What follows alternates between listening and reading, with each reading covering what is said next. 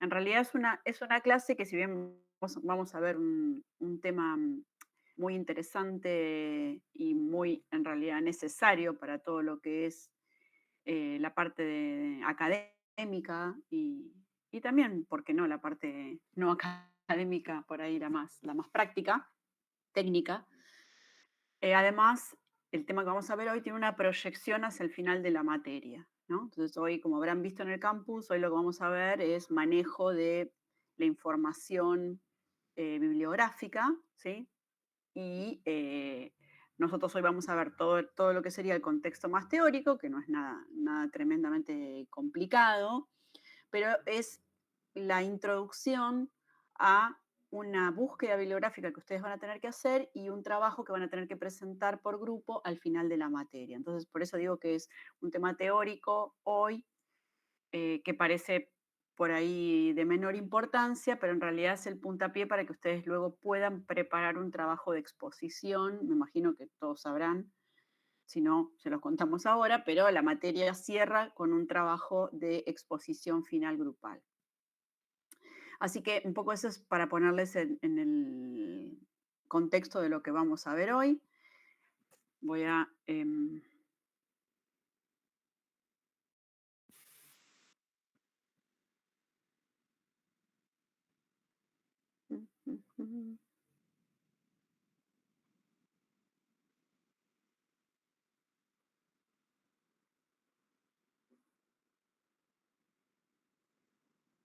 ay, esperen que se me cortó, no sé por qué.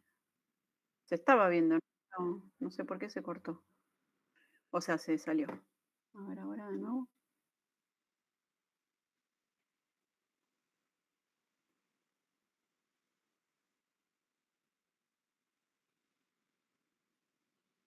Uy, ahora no sé por qué no veo la página.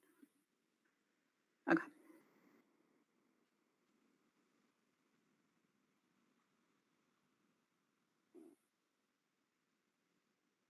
Ahora deberían estar viéndolo, ¿sí? Sí se ve, profe. Perfecto. Bueno, ahora esperen que ahora lo voy a poner en pantalla.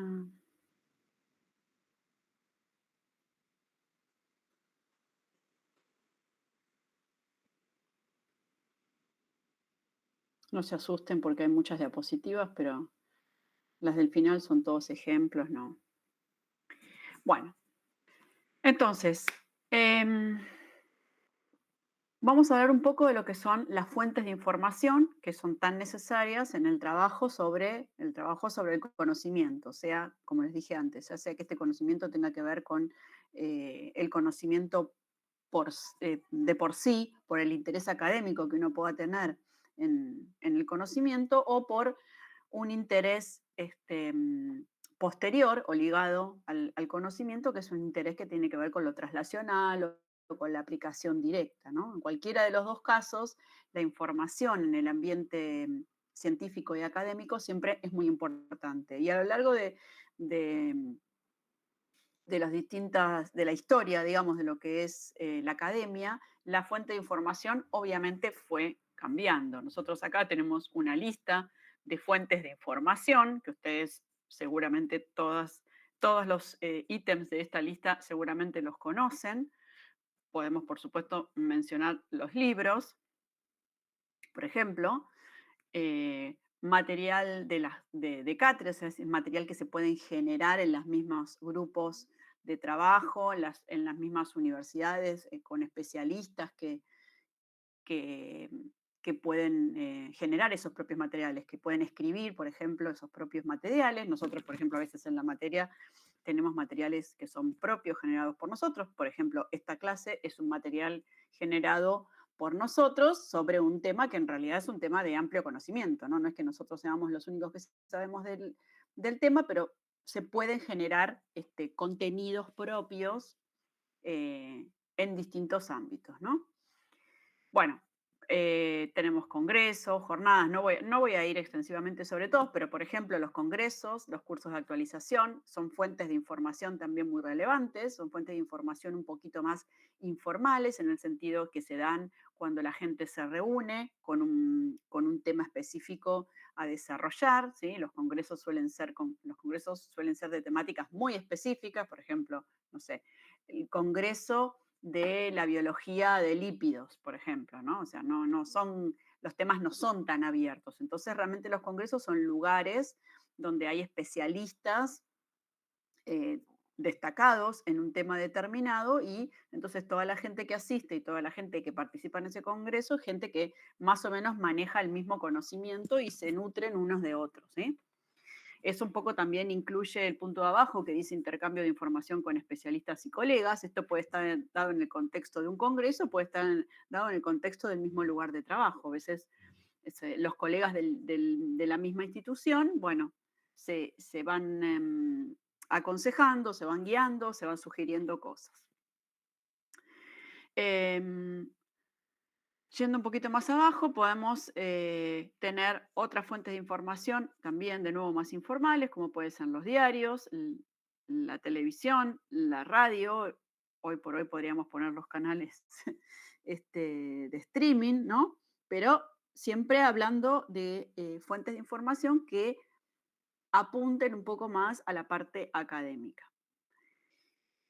Y como verán, al final de la lista tenemos señalados en color dos fuentes más importantes, porque yo empecé diciéndoles, bueno, a lo largo de todo lo que es la historia de la academia y de la ciencia, las fuentes de información fueron variando y también están relacionadas un poco a la tecnología y un poco a los avances que hay también para la comunicación. Y uno de los grandes avances en la comunicación es Internet, ¿no? Entonces eso también permitió cambiar de a poco, pero cambiar rotundamente y para siempre cómo uno accede a la fuente de información y cómo esa fuente de información se transforman en fuentes mucho más accesibles de lo que eran antes. Todas estas cosas que nosotros estamos viendo acá en estos ítems, bueno, son cosas que no tienen el alcance a nivel de cantidad de gente que pueda acceder a eso, que pueden tener hoy cualquier información que esté colgada o que esté subida a Internet, ¿no?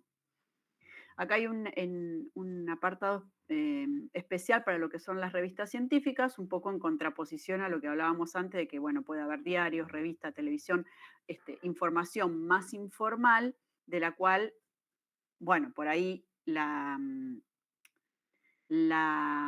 rigurosidad, iba a decir la veracidad, pero no tanto la veracidad, sino la rigurosidad de la información cuando no es una fuente especializada, bueno, por ahí puede ser bastante dudosa. Bueno, entonces, hoy por hoy, como en muchísimos otros aspectos, la academia y la ciencia se nutre o se basa o utiliza como plataforma Internet para poder acceder a los distintos informaciones o a las distintas comunicaciones o a los distintos nuevos conocimientos que se producen dentro de lo que es la academia, ¿sí? Entonces, si bien Internet es accesible en la mayor parte de la Tierra, digamos, del mundo, de los países, si bien es accesible, todos también sabemos que el lado negativo de todo lo que está en Internet es que uno tiene que, de alguna forma, saber que esa fuente que uno tiene frente a la pantalla, o eso que uno está leyendo, esos conocimientos, en este caso que uno está leyendo, que sean fiables y sean cosas verdaderas y no sea un contenido vacío, ¿no? Entonces, ese es un punto muy importante que, como ya les dije, ustedes lo manejan en realidad para cualquier cosa que uno accede en Internet, pero específicamente lo que nosotros nos compete en la materia, que tiene que ver con la parte académica, en particular la microbiología que podemos encontrar, es muy importante estar seguro de que lo que estamos leyendo es una fuente confiable, ¿sí? Entonces acá, por ejemplo, les dice que, por supuesto, tenemos que poder discriminar cuando estamos frente a un artículo o frente a una información que parece de carácter científico y académico, tenemos que poder darnos cuenta si eso realmente es así y si no es por ahí una publicidad con algún fin comercial o si no es realmente la opinión de puede ser también la opinión de un especialista, ¿no? No pensemos en el ejemplo de que alguien que no sabe opine, pero aún cuando un especialista esté opinando, no es lo mismo una opinión que un dato certero, ¿está bien? Em, bueno, las páginas sin fuentes, de nuevo, yo creo que ustedes son eh, hartos conocedores de cuáles son las ventajas y las desventajas de las plataformas de Internet y me imagino que cómo poder detectar posibles cosas que no tengan fundamento, pero bueno, acá están un poco punteados esos ejemplos. Por el otro lado, digamos, por un lado, lo que no sería adecuado basarse en Internet como publicidades, opiniones o páginas sin fuentes, pero por el otro lado sí hay cosas interesantes en Internet en las cuales podemos confiar, como aquellas páginas que vienen directamente de instituciones educativas o instituciones científicas, como las páginas de las facultades o las cátedras de las diferentes materias, ¿sí? Por supuesto, las organizaciones gubernamentales sin fines de lucro, que son normalmente al no tener fines de lucro, entonces uno puede confiar que lo que digan no esté tratando de, eh, digamos, subliminalmente vendernos alguna idea. Eh, y un ítem muy importante dentro del ámbito académico es que cualquier cosa que yo utilice como fuente de información, cualquiera de las que mencioné antes, de las fiables que mencioné antes, toda la fuente de información debe poder ser citada. O sea, eso eh, es una condición indispensable. No es que yo no pueda leer cosas que no se puedan citar, pero realmente va a ser una pérdida de tiempo porque después no voy a poder utilizar eso que yo estoy leyendo, no lo voy a poder utilizar a su vez en mi trabajo, en mi investigación o en lo que yo quiera hacer, no voy a poder utilizar información que yo no pueda a su vez citar. Y esto nos lleva a la pregunta de qué es una cita. Me imagino que más o menos ustedes tienen en mente lo que es una cita, una referencia bibliográfica, pero más allá de ver el formato de lo que es em, de lo que es una cita bibliográfica, vamos a ver la importancia de ese formato. Entonces, una cita es un conjunto de datos precisos y detallados que nos permitan identificar la fuente de información o fuente documental, como dice ahí, a la cual yo me estoy refiriendo. ¿Sí? Entonces, es, para poner un ejemplo por ahí medio muy sencillo, medio por ahí tonto, o sea, una cosa es un chisme y otra cosa es algo que yo puedo citar. O sea, una cosa es decir, ah, mira que yo escuché tal cosa y otra cosa es decir, bueno, yo leí en tal libro o accedí a los boletines oficiales de la Organización Mundial para la Salud y extraje esta información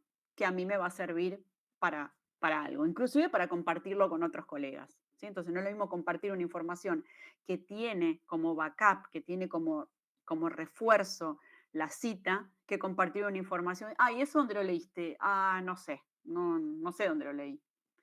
Entonces, eso no tiene valor a la hora de uno reutilizar esa información como parte de su trabajo. ¿Se entiende eso? Sí, profe. Bueno, ¿y por qué Sí. no tiene valor?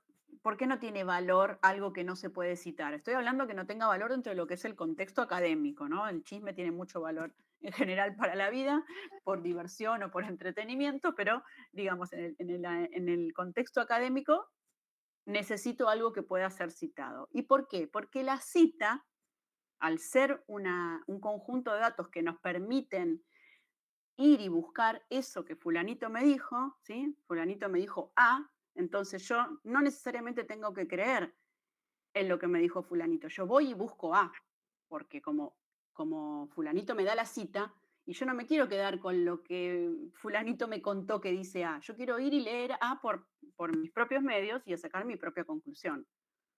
¿Está bien? Entonces, eso es lo que permite la cita. Permite que cualquier persona, con esos datos que proporciona la cita bibliográfica, uno lo puede buscar, lo puede leer y sacar sus propias conclusiones. ¿Sí? Eso le da confiabilidad al proceso, a la hora, al proceso de la comunicación, al proceso de integrar información entre distintas personas. ¿Sí? El hecho de que todos podamos acceder a eso y no tengamos que confiar en la palabra del otro. ¿Está? Esperen que me parece, ahí está. Entonces, em, todo lo que es la información y la producción de nuevos conocimientos, en realidad se publican o se hacen públicos, ¿sí? Todo lo que es los nuevos conocimientos se hacen públicos en un formato que es un formato de revista, ¿sí? Previo a la revista, en realidad se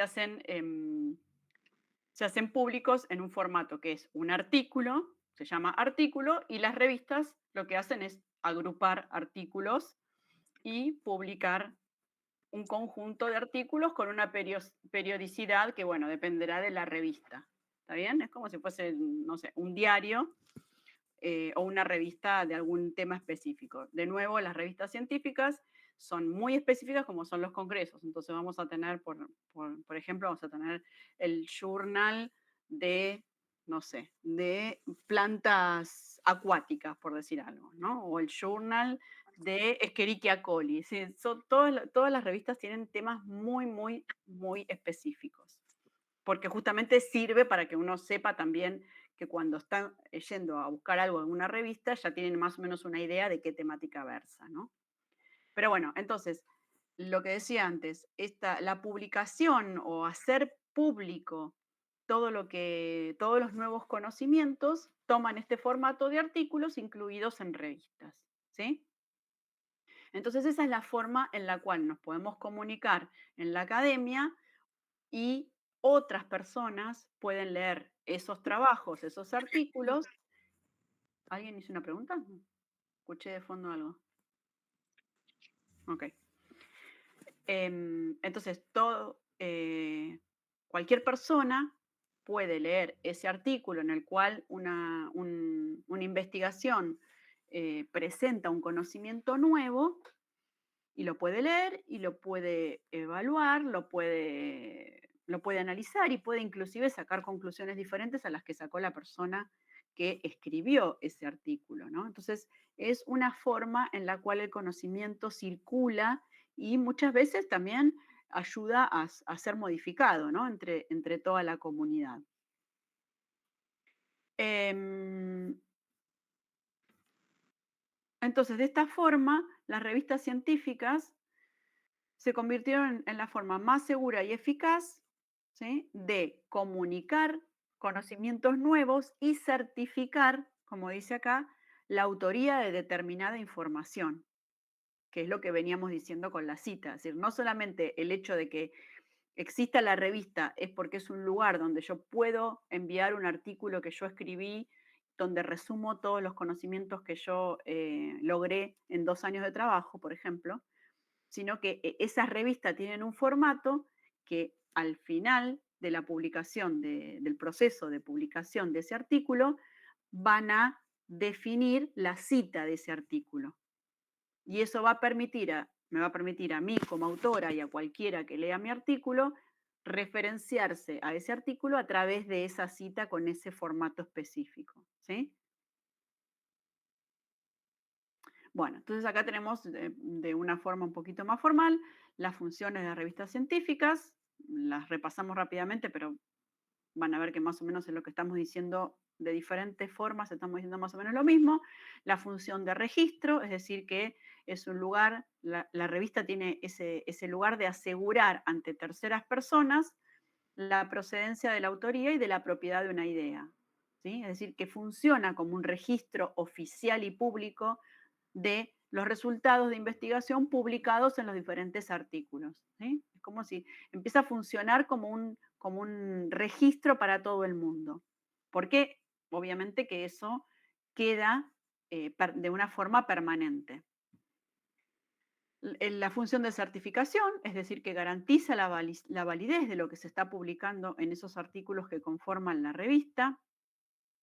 Además, verifica el cumplimiento de ciertas normas que hay en la comunidad, ¿sí?, como las normas del método científico, es decir, uno para llegar, no lo estamos diciendo ahora en este momento, me anticipo un poco, pero para poder publicar un artículo en una revista, uno necesita pasar por un proceso, ¿sí? No es que uno escribe, manda un artículo y dicen, ah, bueno, listo, ya está, pasó a formar parte del número 8 de la revista del año 2025. No, uno escribe un artículo, un grupo de trabajo escribe un artículo con un montón de conocimientos nuevos y hay profesionales, colegas con una especialidad similar que lo tienen que leer y tienen que aprobar y decir, bueno, sí, este artículo realmente es un artículo interesante o lo que dice tiene sentido, las conclusiones que saca son más o menos acordes a los datos que presenta y no es un delirio, ¿sí? O sea, no es que uno publica el artículo o una revista publica un artículo así como viene, sino que pasa por todo un proceso que luego lo que hace eso es mejorar, ¿sí? Y darles, justamente construir esa credibilidad de la cual hablábamos a la hora de hacer pública una información nueva, ¿sí?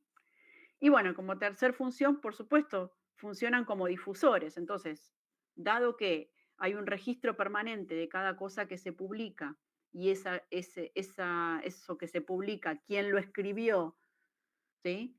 Y que eso que se publicó y que escribió determinado grupo de investigación, además fue revisado por gente muy idónea y dijo, bueno, esto tiene sentido. Bueno, una vez que pasó todo ese proceso, se difunde y a partir de ahí cualquier persona puede tener acceso a eso y leerlo, ¿sí? Eso es una característica de la ciencia que pueda ser pública y que todo el mundo pueda acceder, no tiene que ser secreto.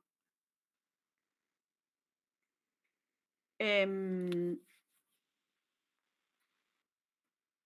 entonces, el registro de archivo es más o menos lo mismo, simplemente que acá lo que hace alusión es que no solamente se construye un registro de lo que se publica en esa revista, por ejemplo, en ese año, sino que los archivos se van engrosando a lo largo de los años que tienen la obligación las revistas de conservar todos esos archivos para que, por más que los que hayan pasado muchos años, la gente pueda siempre poder acceder a ellos.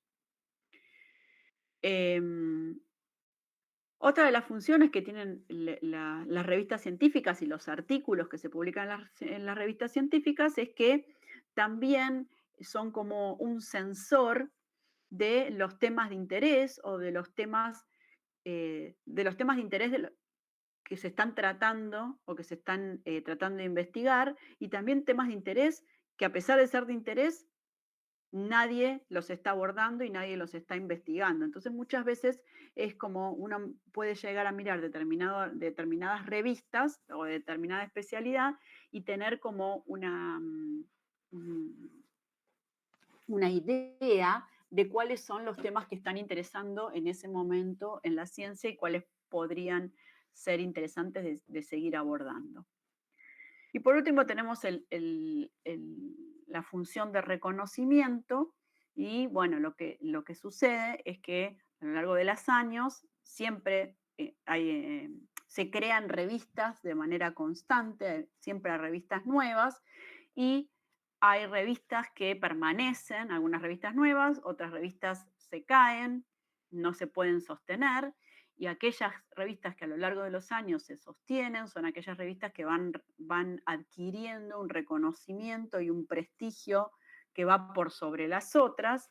Y entonces eso lo que hace es que, digamos, tiene un feedback positivo, porque aquellas revistas que tienen mucho prestigio son las revistas entonces en las cuales la gente quiere seguir publicando porque sabe que eso le va a dar más prestigio. Y entonces se genera esto de que hay revistas que crecen mucho y son muy solicitadas por su prestigio asociado, ¿no?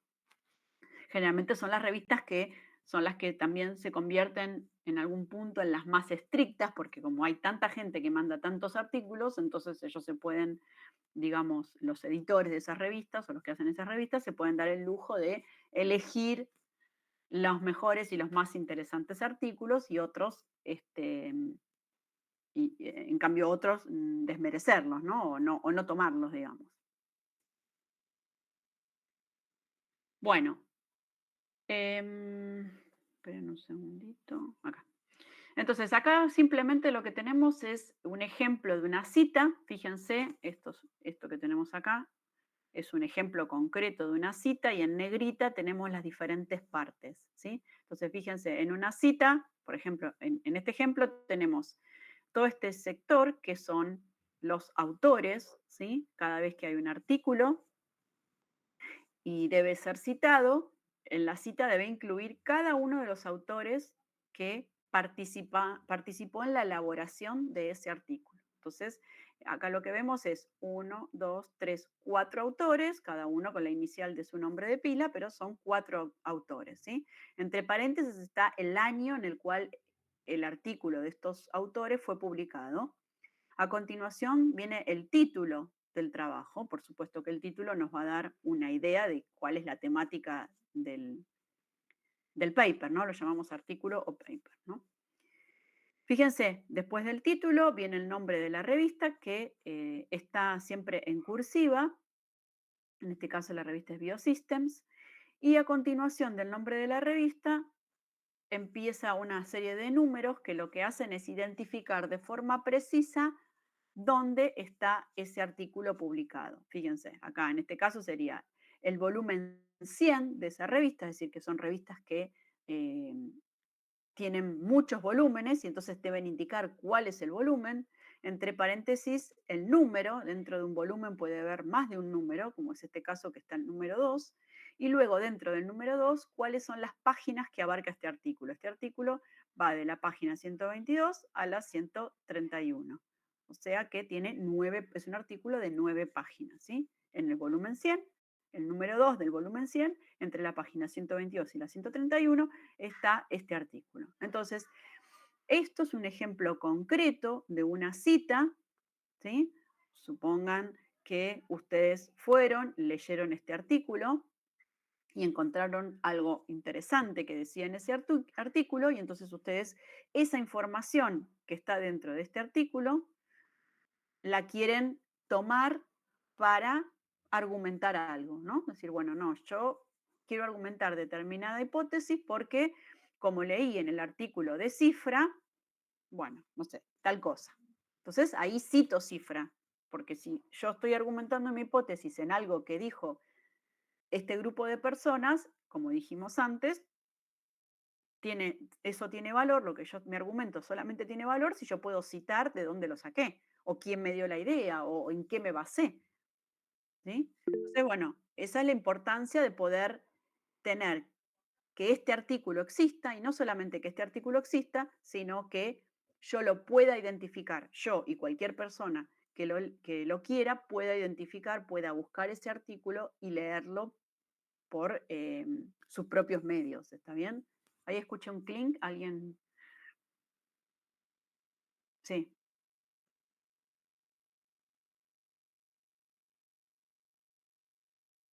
Ahora voy a ir a eso, sí. Ahora voy a eso, pero está bien tu pregunta, pero justo exacto. Ahora vamos a ver a eso. Entonces, esto sería como el formato tradicional de una cita, ¿sí? Cómo yo puedo citar es referenciar a un artículo de manera tal que yo lo pueda identificar de forma unívoca. No me lo puedo, fíjense, con toda esta información, no puede haber dos artículos con toda esta información. Sería muy poco probable que haya un artículo con el mismo nombre y con los mismos autores y el mismo año, y no podría estar definitivamente el mismo artículo en dos revistas diferentes, ¿no es cierto? Entonces, ese conjunto de datos hace que sea único.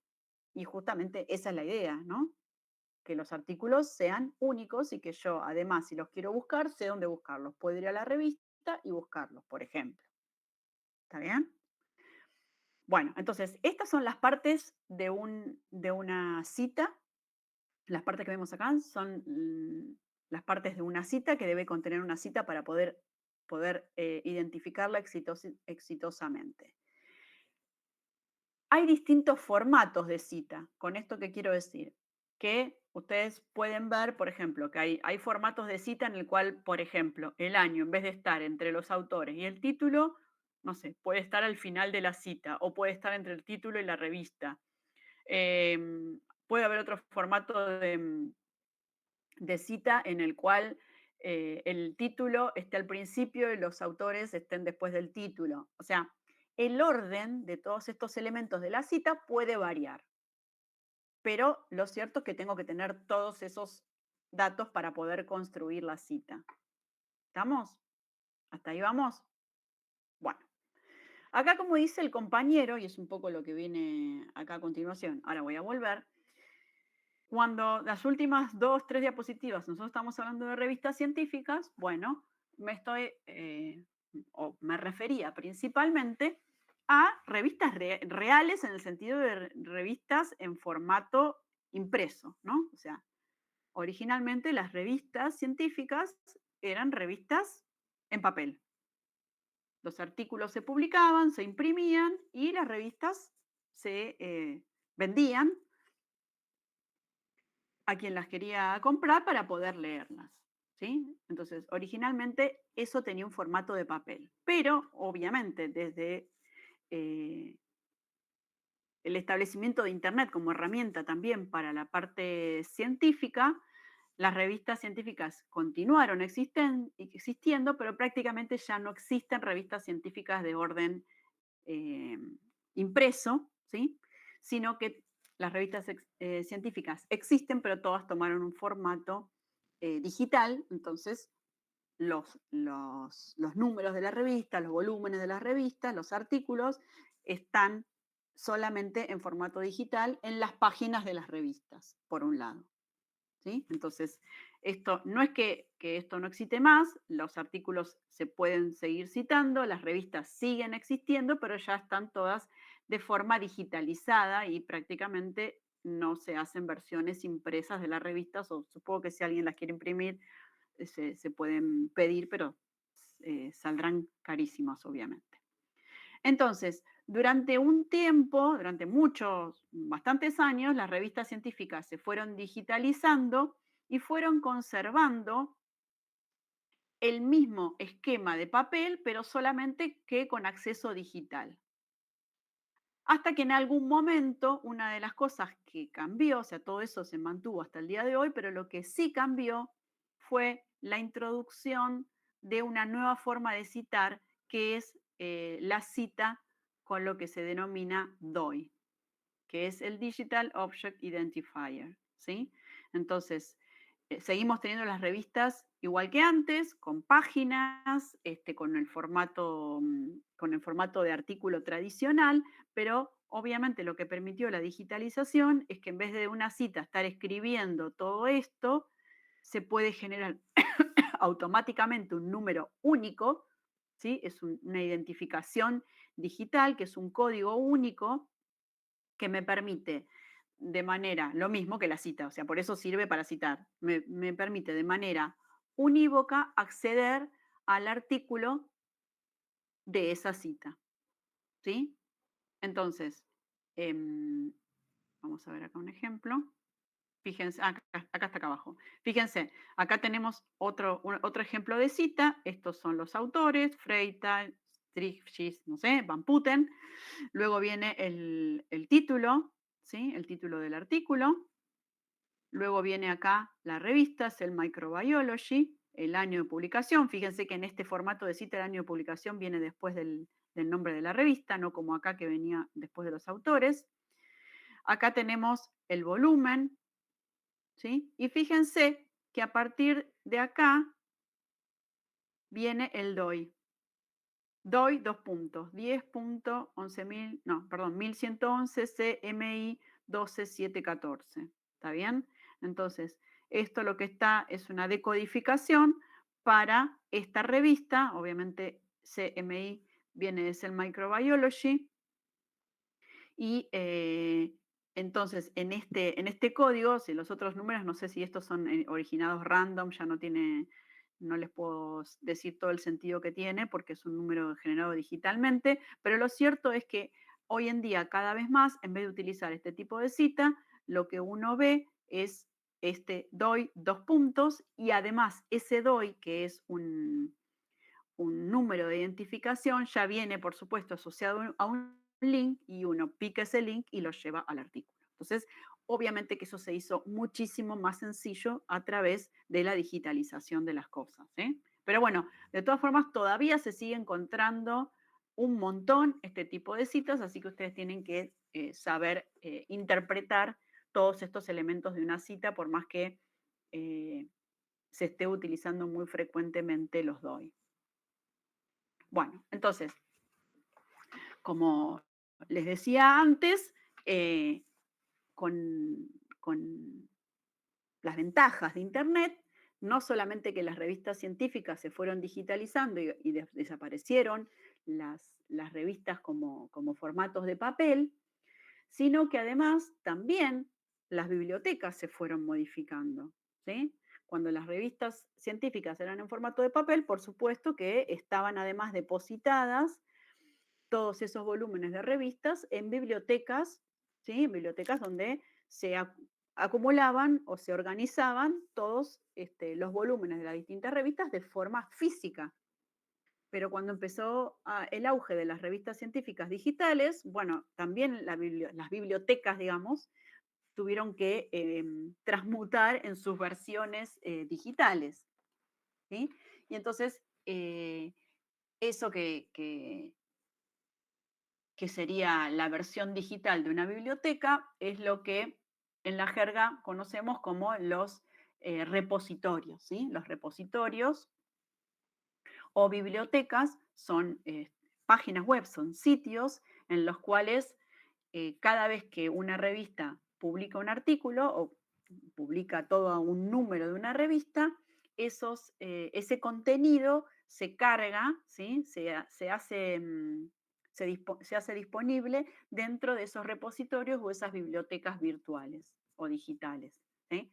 Y uno de los repositorios más utilizados en lo que es la academia es el PubMed, ¿sí? Que es un repositorio que está financiado, es de los Estados Unidos y está financiado por el Estado eh, de Estados Unidos y depende de los institutos nacionales de salud y abarca una cantidad de temáticas dentro de lo que es la academia muy grande. Entonces es uno de los repositorios, este que está acá está la dirección, es uno de los repositorios más utilizados en la academia para ir en búsqueda de información, ¿sí? Porque ahora un poco estamos tratando de ir relacionando y cerrando todos los conceptos, ¿no? Entonces, al principio empezamos a hablar de cómo es la comunicación en la academia, cómo yo puedo intercambiar conocimientos con otro investigador o con otra persona, cómo puedo hacer que si yo genero un conocimiento,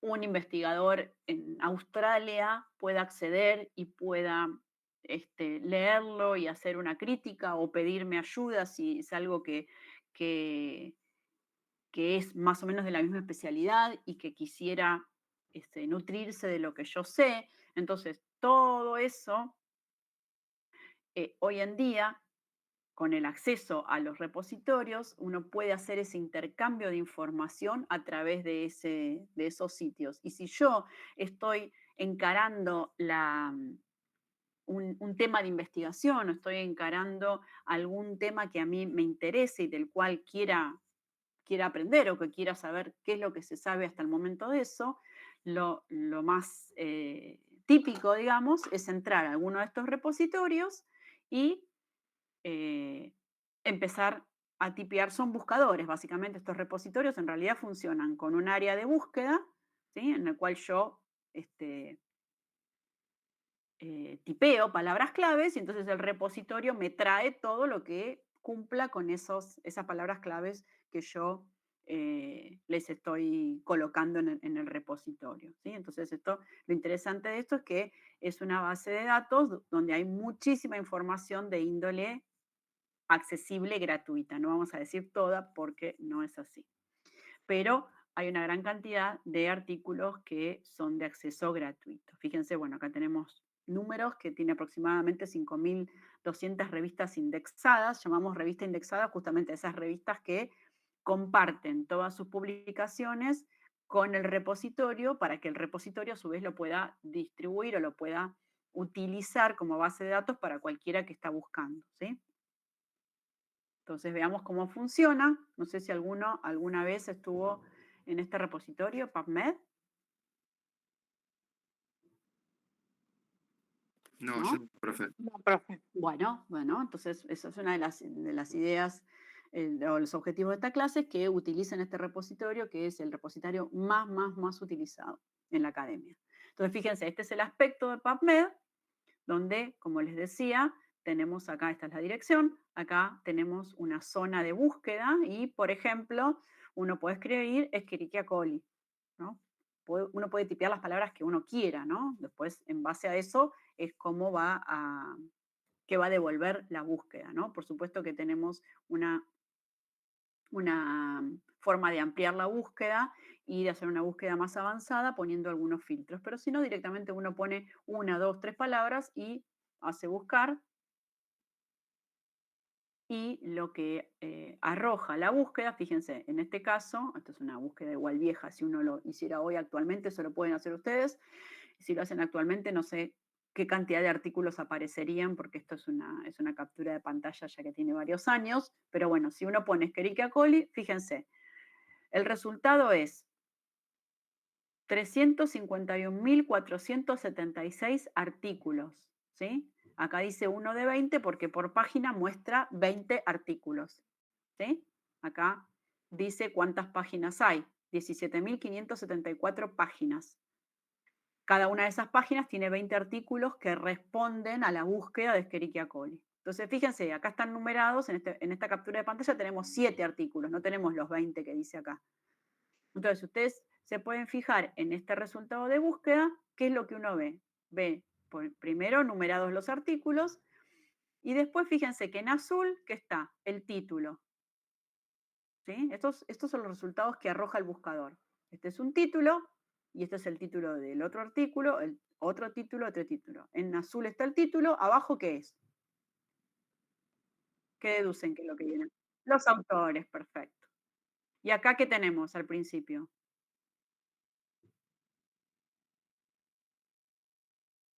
Este es el año, pero esta es la revista, ¿sí? Ah, No, ok. no se dan cuenta, pero es media, está como en itálica.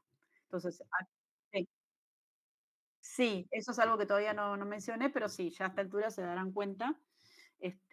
Tampoco estoy diciendo nada que ustedes no sepan, que las cosas que son de carácter internacional o que uno asume que uno quiere que todas las personas tengan acceso, están en el idioma inglés, que es lo que está aceptado, que es el idioma de comunicación entre gente de distintos orígenes, ¿no? Entonces, bueno, todos los artículos están. Hay algunos artículos, este buscador puede proporcionar artículos en español, pero son muy pocos. ¿Pero por qué son muy pocos?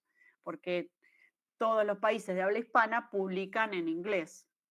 Entonces, no es que no haya artículos en español, no quiere decir que no haya artículos de gente de habla hispana, sino que todos los que trabajamos en academia sabemos que nos tenemos que manejar en inglés y publicamos, o cuando armamos un artículo, lo tenemos que escribir todo en inglés. ¿Sí? Los artículos en general que existen en español son artículos ya muy viejos de una época en la cual los países solían tener publicaciones en su propio idioma, pero ahora eso ya no es tan frecuente. Hay alguna que otra revista, pero no son prestigiosas. En general las revistas prestigiosas son las que son en inglés porque es lo que permite que cualquiera pueda acceder a eso. Bueno, entonces sigamos. Tenemos los autores, tenemos la revista, el año de publicación, pueden también ver que está el mes, acá dice julio, y después tenemos todos los números, que es lo que nos indican, de nuevo, el volumen, las páginas, etcétera. Este es de la página 438 a la 447. Y fíjense que acá ya tenemos el DOI. ¿Sí? ¿Está bien? Y esta leyenda que dice acá, lo que dice, esto es, no me acuerdo específicamente, esto debe tener 3 o 4 años, cuando las revistas tienen la versión impresa y la versión digital, lo que hacen es primero publicar la versión digital y luego la versión impresa. Entonces, lo que está dicho acá es que este artículo se publicó digitalmente antes de la versión impresa. antes de estar lista la versión impresa, porque la versión impresa requiere toda una edición de papel que lleva más tiempo, entonces también eso es lo que se permitió al ser digital, puede salir mucho más rápido que la parte impresa, pero prácticamente hoy en día yo diría que hay muy pocas revistas que tienen las dos versiones, impresa y digital. La mayoría se volcó todo a lo digital. Bueno, entonces, em, bueno, y acá tenemos ejemplos, fíjense qué tenemos marcado acá. Acá tenemos marcado que este artículo es un review. Eso es interesante de saber porque hay artículos que son los que llamamos artículos originales. Eso quiere decir que es un artículo en el cual está construido y en el cual se relata conocimientos totalmente nuevos, inéditos. Y después hay otro tipo de artículos que son los artículos de review o se llaman revisiones, y las revisiones son medio una especie de, no es exactamente la traducción, pero sería una especie de monografía, ¿no? Una revisión es donde una persona, un grupo de personas eligen un tema que les interese y empiezan a leer lo más nuevo sobre ese tema y con toda esa información que leen de otras personas, arman un artículo que en general tiende a integrar más todo el conocimiento que por ahí puede estar medio separado sobre una temática, pero lo integran, lo relacionan, ¿sí? Pero no es un artículo en el cual hay datos nuevos, sino que datos que ya existen son revisados y compilados en un nuevo artículo que se llama artículo de revisión o review. ¿Está? Sí.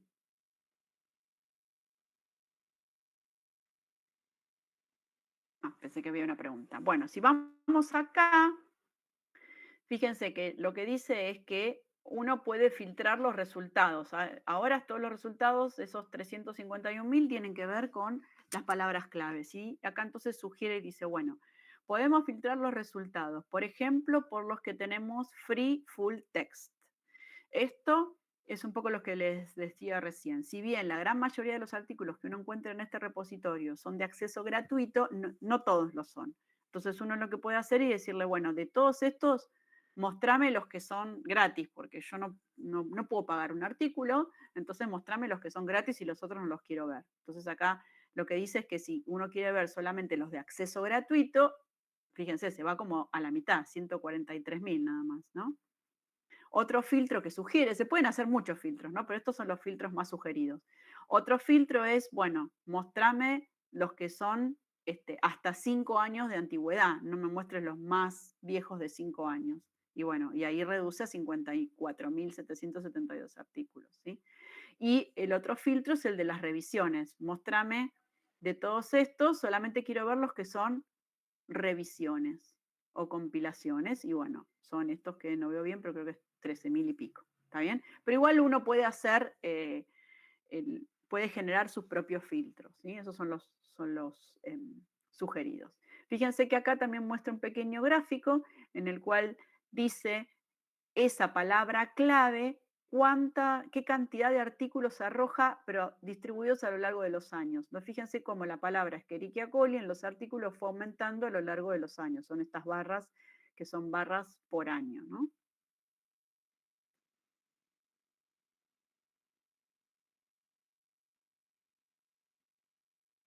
Esto que está acá, obviamente lo que me está diciendo es justamente que este artículo en particular que escribió Lupi está libre, de acceso completamente libre y gratuito. Y entonces, si uno este no es lupino, pero este es otro, pero si uno entra, perdón, de nuevo, uno pica acá en el título azul, que es un link, por eso está azul, pica en este link azul y me abre esto, ¿no? ¿Qué es lo que me abre? El detalle del artículo que acabo de seleccionar, ¿sí? Y en el detalle, entonces ahora lo único que veo es, otra vez, veo la cita, acá arriba, veo el título, veo los autores, puedo desplegar información sobre los autores, que qué me va a decir, lugar de trabajo, ¿sí? Lugar de trabajo con ciudad, país, etcétera, el nombre del lugar de trabajo, no sé, Instituto de Microbiología de no sé qué, ¿Está bien? Universidad de tanto, país tanto, ¿sí? Esto, en este caso, es un solo autor, pero si hubiese más de un autor, me tiene que dar la información de todos los autores, porque no siempre los autores están en la misma institución. A veces son trabajos colaborativos de gente de distintos países o en el mismo país distintas instituciones. Y acá me aparece una información nueva y es el abstract, que acá no lo tengo. Acá cuando tengo toda la lista de los artículos, no tengo el abstract. ¿El abstract qué es? El abstract es un resumen que está hecho siempre por los autores del artículo. Es un resumen que yo lo leo y leyendo ese resumen me doy una idea de qué trata el artículo. ¿Para qué? Para no estar leyendo todo el artículo si realmente no es lo que yo necesito, ¿no? Entonces yo estoy en esta lista, me interesó este título y digo, a ver, esto me parece que es interesante, va por donde, donde a mí me interesa. Entonces pico, ahora sí, veo el abstract y leo el abstract. Y cuando leo el abstract digo, ah, sí, sí, es verdad, me interesa. O leo el abstract y digo, ah, no, no, pensaba que era para otra cosa. No, no, no apunta a lo que yo digo. Listo, vuelvo a la lista de acá atrás y selecciono otro, ¿no? Y fíjense que acá, en este artículo, que dice que es gratis, ¿sí? Free full text, quiere decir que está disponible el texto completo. Y si a mí me interesa, si veo que me interesa, me sigue interesando, pico en este link y me va a pasar al artículo complejo, al artículo, perdón, completo, en el cual normalmente se va a poder acceder a través de un archivo del tipo PDF.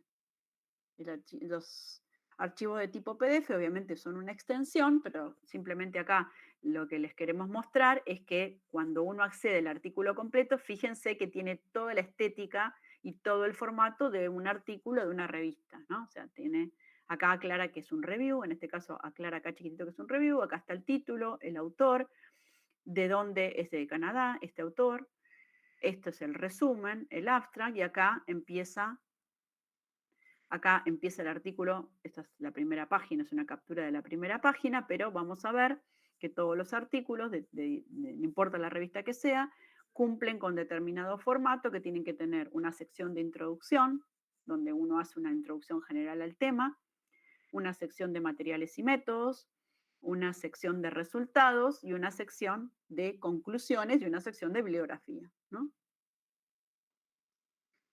Bueno, esto es más o menos lo mismo. Acá tenemos otro ejemplo, pero este es un artículo en español, ¿sí? Eh, Otros ejemplos de texto.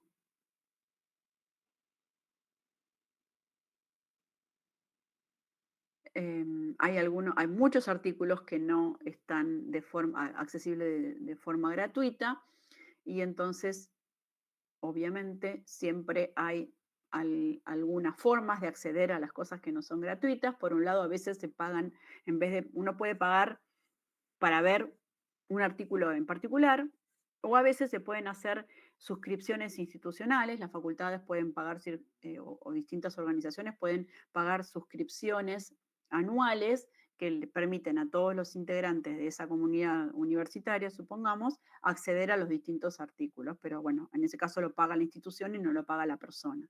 Hay distintas opciones.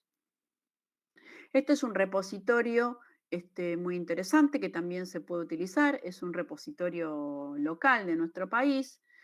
No sé al momento de hoy cuán actualizado está, pero es un repositorio que también se puede utilizar y en este repositorio van a encontrar una gran cantidad de artículos en español.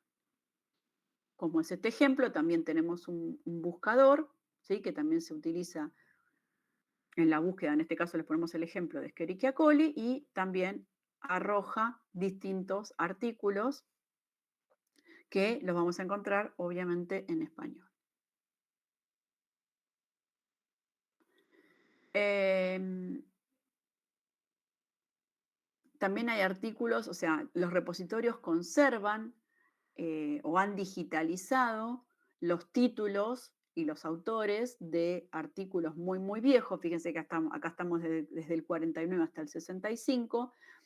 Existe en el repositorio estas citas, pero lo que no hay son las visualizaciones, porque bueno, tendrían que ponerse a escanear todos los artículos que en su momento solamente fueron de papel. Entonces, eso normalmente no se hace, se puede hacer pedidos especiales a las bibliotecas para que manden una copia, pero no están digitalizados como para eh, poder acceder directamente desde las páginas de los repositorios.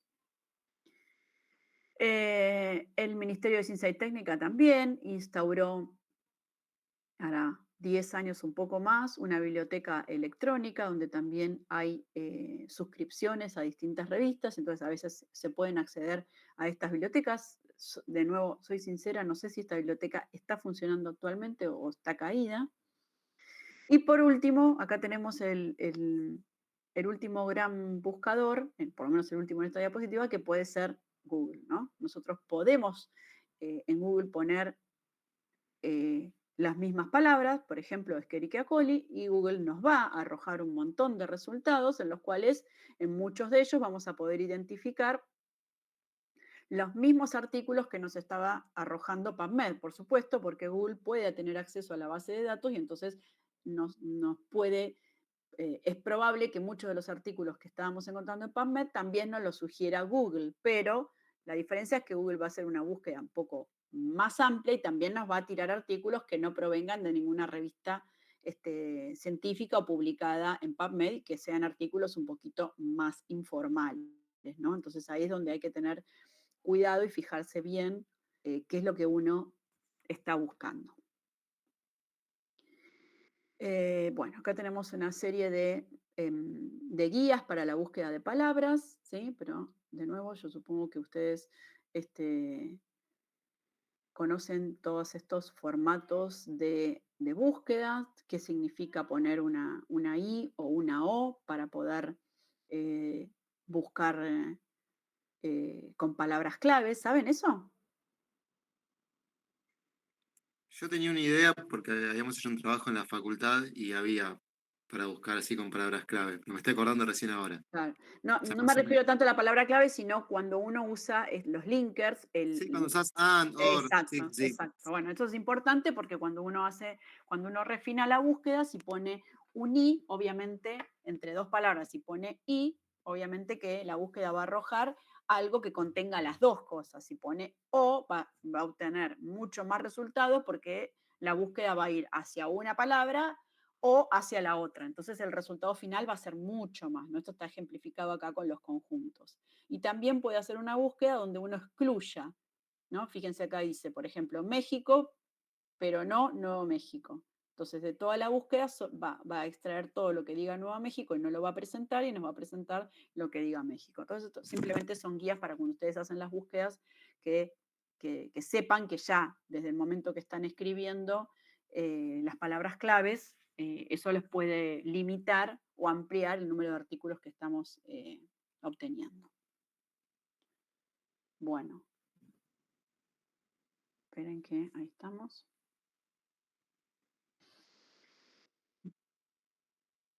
Exacto, perfecto. Sí, ese ejemplo no está ahí, pero supongo que también es uno de los más conocidos. Si uno pone, como el ejemplo que estuvimos viendo nosotros, si nosotros ponemos Escherichia coli entre comillas las dos palabras, nos va a buscar literal eso. O sea, tiene que estar esas dos palabras así, ¿no?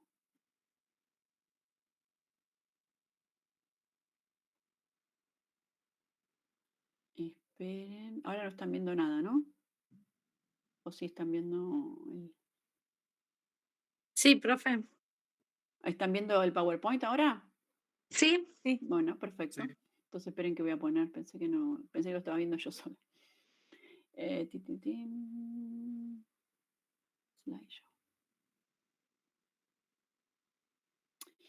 Bueno, este es un caso especial que simplemente se los nombramos. ¿Por qué? Porque vuelvo a insistir que ahora la tarea que ustedes van a tener es la tarea de hacer una búsqueda de un tema de microbiología que les interese.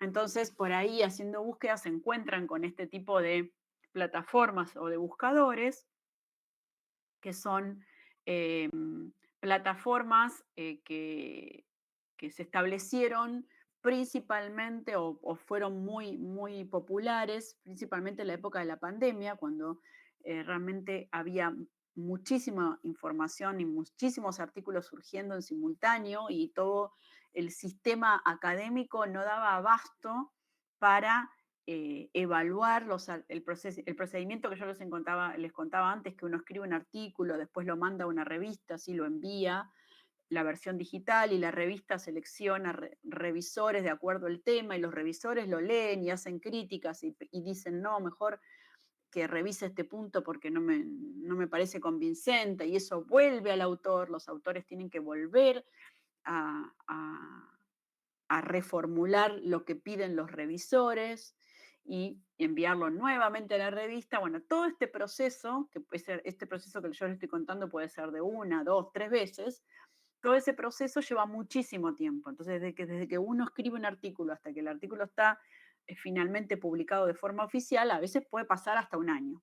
Entonces, bueno, durante la pandemia esto fue un problema porque había muchísimas cosas que se querían publicar y sin embargo no daba la capacidad para eh, rápidamente poder eh, publicar esos artículos revisados, ¿sí? Revisados por gente especialista. Entonces, algunas universidades o institutos empezaron a utilizar estas plataformas que eran artículos que estaban en proceso de evaluación por las revistas, pero no habían sido totalmente aprobados o evaluados por la revista, pero sin embargo los hacían eh, públicos por si servía a alguien en la comunidad científica. Por eso les hago hincapié que esto se utilizó muchísimo en la época de la pandemia porque había mucha información sobre SARS y con el temor de que esperando el tiempo que requería el sistema para poder pulir esos trabajos y hubiese información que fuese importante, no sé, para hacer una vacuna o para algo, entonces en estas plataformas empezaron a publicar estos artículos que aclaraban que no eran artículos revisados, sino que era el artículo así como lo mandaba el autor. Entonces, por eso tienen estos warning o en rojo, lo que dice es, bueno, este es un artículo que no fue todavía evaluado por la comunidad científica, es así, este es el artículo así como lo mandó el autor. ¿Sí? Entonces, de esa forma se cubrían. Bueno, puede ser que eso esté bien o puede ser que esté mal. ¿Estamos? Profe, lo que se Sí. está viendo en la pantalla es el PowerPoint anterior. Ah, entonces, para.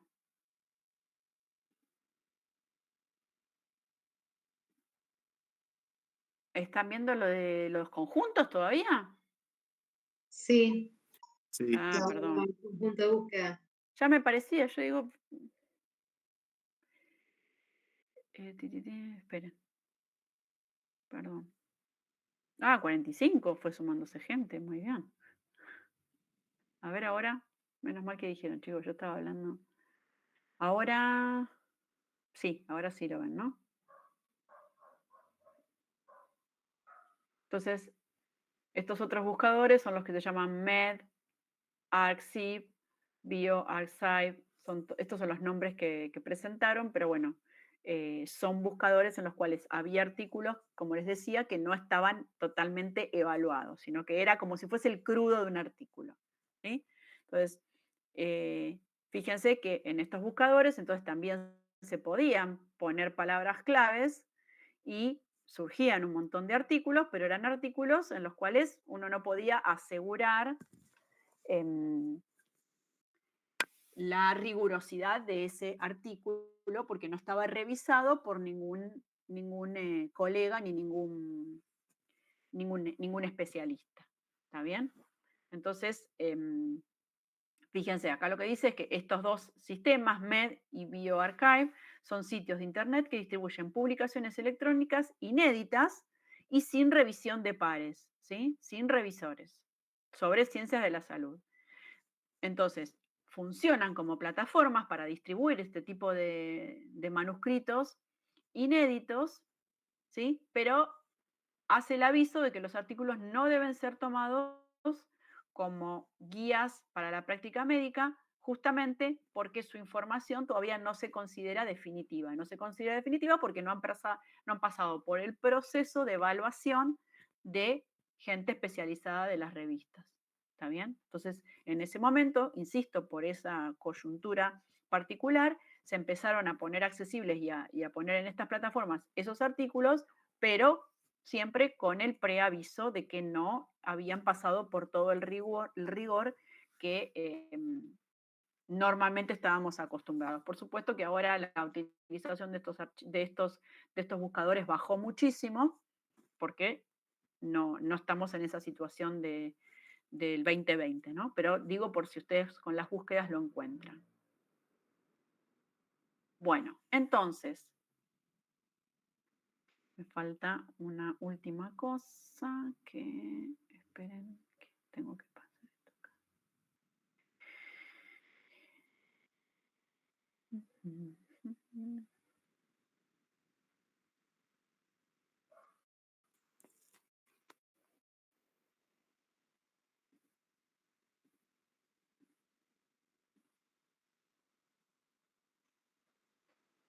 Ya lo voy a encontrar en un minuto. Acá.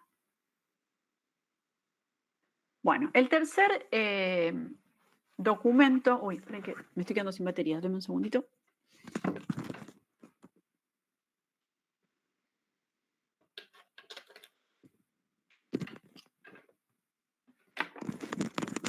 Acá volví.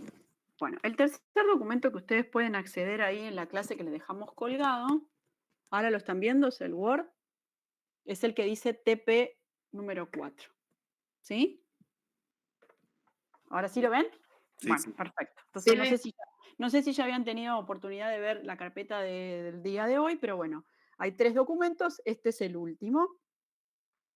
Entonces, este último documento es el documento en el cual les presentamos este trabajo práctico número 4 relacionado con la búsqueda bibliográfica utilizando herramientas y análisis crítico de la información, que es la introducción, actúa un poco como de resumen de lo que acabamos de ver y como propuesta para el trabajo final de la materia.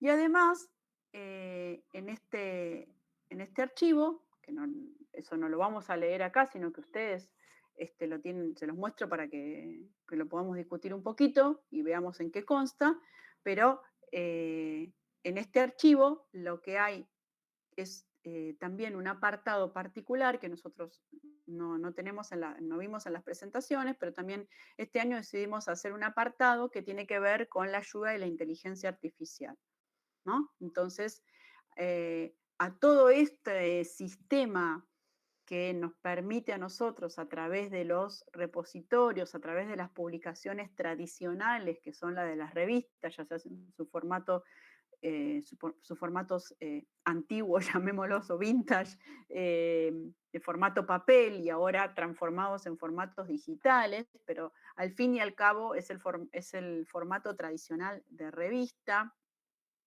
Hoy en día tenemos como herramientas la inteligencia artificial, que como sabemos son herramientas que nos vienen a ayudar en la búsqueda de información y en este caso particular en la búsqueda de información científica. Ustedes me imagino que están muy acostumbrados a utilizar los chatbots o los ayudantes inteligentes donde uno le puede proponer a través de un prompt una pregunta o un tema general e ir refinándolo para que digamos, construya algún nuevo trabajo a partir de trabajos previos o para que simplemente nos traiga información y nos dé más ideas de cómo ir perfeccionando la búsqueda de interés, ¿sí? Entonces, a todo esto que vimos anteriormente también se le puede sumar la búsqueda a través de inteligencia artificial, que de nuevo tiene sus ventajas y sus desventajas, como tiene la búsqueda de cualquier información digitalizada, en este caso con la intervención de inteligencia artificial, a diferencia de lo que son los repositorios, que simplemente es una respuesta mecánica en la cual trae artículos que contengan la información o las palabras que yo le propuse. En cambio, la inteligencia artificial tiene un plus, ¿sí? Porque puede hacer cosas más elaboradas, pero de todas formas, siempre hay que tener en cuenta y tratar de dentro de la utilización de estas herramientas de poder distinguir cuáles podrían ser informaciones o conocimientos o eh, búsquedas que traigan cosas reales o certificadas y que otras cosas no están chequeadas o no son reales, ¿no? Entonces, eso es muy importante tener en cuenta siempre que uno está en el mundo digital en general, pero en la academia resulta también muy importante no olvidar ese punto. Entonces, fíjense, bueno, tenemos la primera parte donde un poco lo que les decía es el resumen de lo, de lo que habíamos visto en la primera presentación.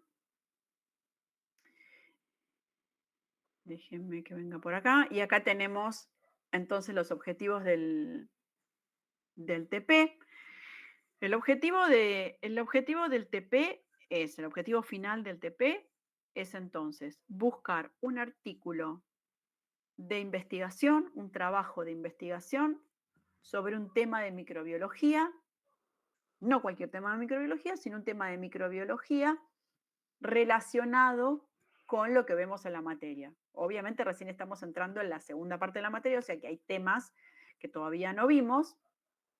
Por un lado, ustedes pueden buscar los temas, el temario de la materia, pero por otro lado, todavía tienen tiempo para proponer el trabajo final, ¿sí? Pero por más que tenemos tiempo para proponer el trabajo final, estaría bueno que ya vayan conversando y vayan pensando qué tema de microbiología les resultaría interesante. Porque, retomo, entonces, el artículo tiene que ser un tema de microbiología relacionado a algo de lo que vimos en la materia y que además a ustedes les interese. Entonces, por ahí la primera pregunta para ustedes es, ¿qué me interesa dentro de la microbiología? Y a partir de poder pensar qué cosas les interesa a partir de la microbiología, empezar a generar una búsqueda. Hay tiempo, pero hay que empezar a generar una búsqueda, refinar, porque hay que buscar un artículo. El artículo ustedes lo tienen que entender. Entonces ahí ese filtrado va a ser bastante intenso, porque si bien hay muchas cosas que nosotros estamos viendo en la materia, es una microbiología muy general, entonces por ahí si ustedes encuentran un artículo muy específico sobre un tema, no lo van a poder abordar y no es la idea que presenten un tema del cual no entienden nada. Bueno, entonces hay tiene como distintas capas esta búsqueda, entre las cuales obviamente ustedes se pueden valer de todas las herramientas que estuvimos conversando, simplemente esto es una guía, ¿no?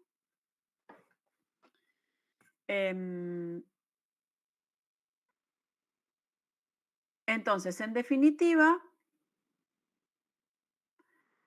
acá al final, en los últimos puntos, ¿sí? Lo que van a tener en los últimos puntos es cuál sería qué sería lo final que nosotras tenemos que conocer acá, tanto Noé como yo. Entonces, nosotros tenemos que al final, antes de que sea la presentación, normalmente eso es casi llegando al final, casi llegando al parcial 2, les vamos a pedir que retomen esto y que nos informen. Normalmente eso lo hacemos vía mail, porque como esto es grupal, en realidad es un mail por grupo.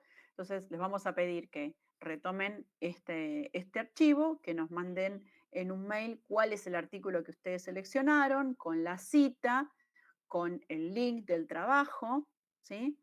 Y digamos, en esa cita y en esa cita del trabajo nos tienen que adjuntar el archivo del trabajo, ¿sí? En PDF, para que nosotros también lo miremos y se lo demos como aprobado. Es decir, que nosotros más o menos lo vemos y nos damos cuenta si es un trabajo apropiado para el objetivo final de la materia. ¿Está bien? Entonces, esto es la última parte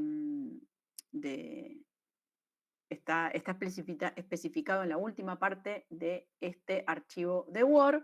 pero como les digo, esto ahora, en este momento, no lo tienen que preparar, sino que se los vamos a ir pidiendo más para el fin de la segunda parte, ¿sí? Sin embargo, lo encaramos hoy para que lo vayan pensando, para que vayan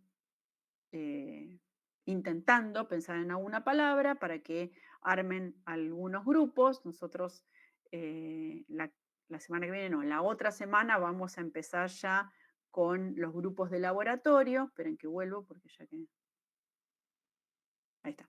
Nosotros la semana que viene, no, la otra, ya vamos a empezar con el TP de crecimiento y ahí vamos a establecer grupos. Entonces, normalmente ustedes utilizan esos mismos grupos para hacer la presentación, pero como les digo, todavía hay un poquitito de tiempo y aprovechamos justamente esta clase que está entre el parcial y el recuperatorio para no agobiarlos tanto, porque sabemos que algunos tienen que seguir estudiando. Entonces, hoy damos esta introducción y ya les vamos anticipando y les vamos contando que esto se va a plasmar dentro de por lo menos un mes y medio, pero ya ténganlo en mente, ¿sí? Sí, Matías.